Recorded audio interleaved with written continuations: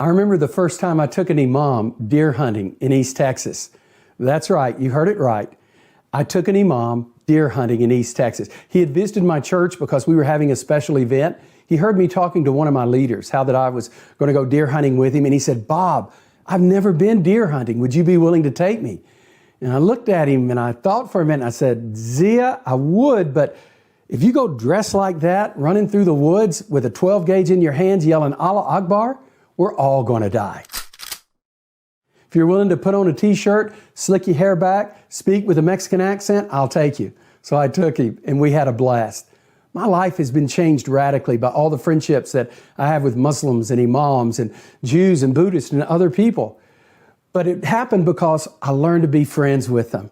I'm Bob Roberts, pastor of Northwood Church, right outside Dallas, Fort Worth, Texas, speaking for the Emir Stein Center, answering the question, why do evangelicals dislike Muslims? Now that may sound like a negative thing, but I'm sorry to say it's true. As a matter of fact, our own research says that 57% of evangelicals have a negative view of Muslims. The only group who has a worse view? Evangelical pastors. Now what does that mean? It means evangelical pastors from pulpits and how they come across are the primary people who are spreading among evangelicals negativity. It has to stop. Why is it we evangelicals struggle with Muslims? Let me give you 3 reasons. Here's the first one. We don't know any. We simply don't know any Muslims. We do a thing at our church every single year where hundreds of Muslims come and Christians, and we have a table where you can sign up at the end of the service and at the end of the eating time and go to a Muslim's home, or they can come to a Christian's home, and we get to know one another.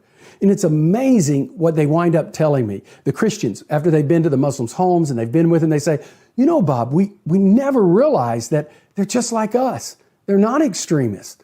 The views that we had, the crazy things about Sharia and all Muslims are like Al-Qaeda and ISIS, it's just not true. They're as afraid of them as we are. And Bob, did you know more Muslims are persecuted by the extremists than any other group?"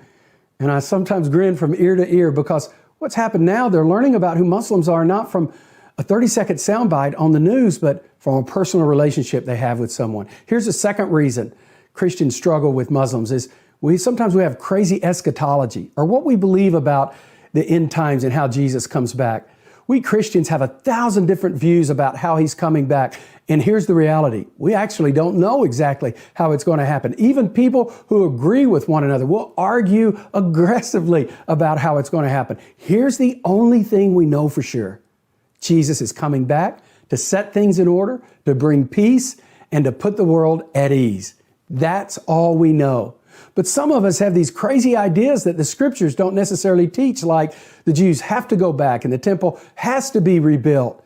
And so bad speculative theology, things that we don't even know, cause us to look at one group of people and we've got to watch out for them, but we've got to be against these other people.